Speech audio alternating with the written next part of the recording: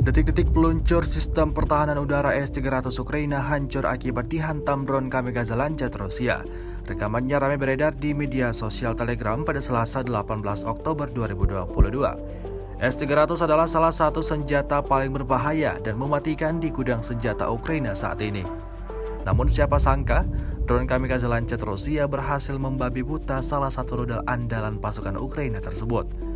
Dalam kurun waktu yang singkat, drone Lancet Rusia ciptakan ledakan dahsyat pada posisi target, hingga timbulkan kepulan asap tebal di area tersebut.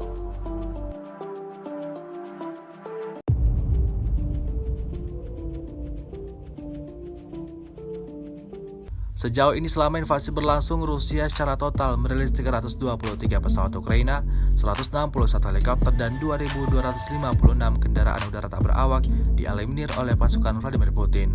Sementara itu dari kubu Kiev, Kementerian Pertahanan Ukraina merilis 320 tentara Rusia dieliminir dalam 24 jam terakhir. Total 65.320 prajurit Rusia meninggal sejak awal konflik hingga hari ke-236. Terima kasih sudah nonton. Jangan lupa like, subscribe, dan share ya.